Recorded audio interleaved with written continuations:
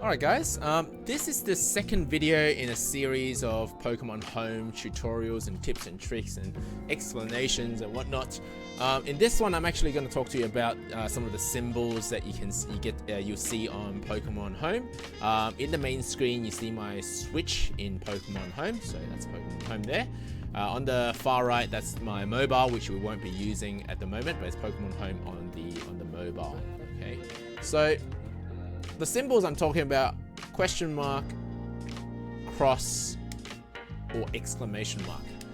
These are the three most common symbols, or the only ones I've actually noticed as I was playing through, and I had to think about it for a bit before I understood what each one meant. So here's my explanation to you guys so that you don't have to figure that out on your own.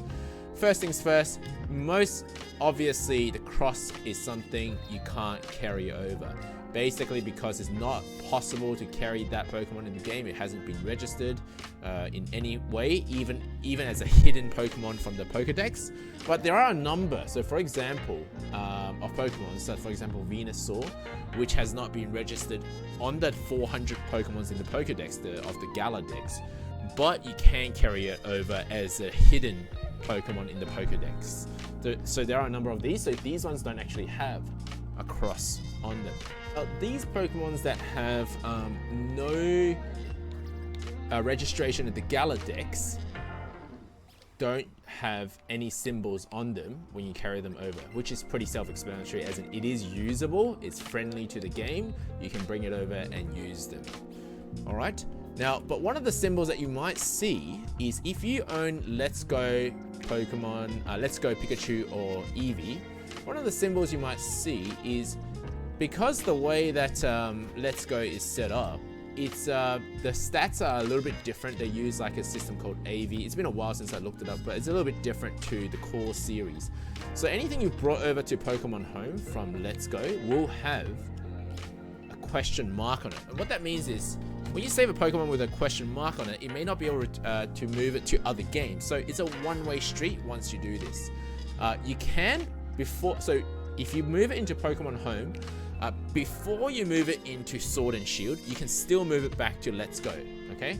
But once you move into Sword and Shield, and at this point it's still reversible, but once you save it at this point, then it's not reversible. You can't bring that Venusaur that came from Let's Go back to Let's Go. So you can't go back a version, unfortunately. Or sorry, not go back a version, but go back to the Let's Go version, the non-core series, okay? So that's the question mark.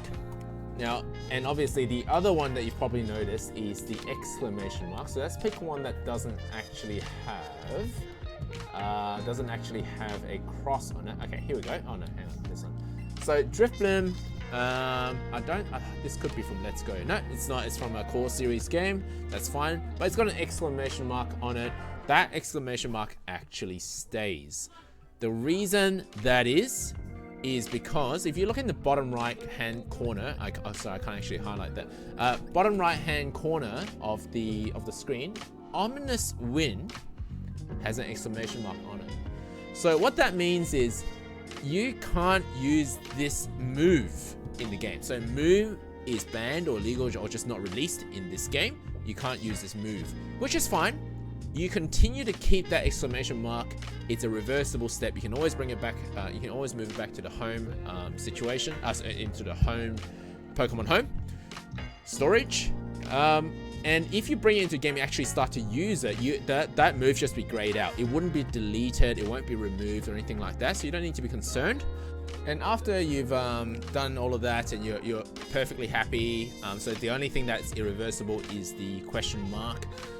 You're perfectly happy to save the box, then you press plus, and at this point the question mark Pokemons will be the only thing that undergoes an irreversible change. And what that change is, actually you have to figure out on your own. I haven't actually figured out that part yet. There must be some stats that's not in Pokemon Sword and Shield that will get added randomly, I presume. Okay, I'm not actually going to save because I'm happy as it is.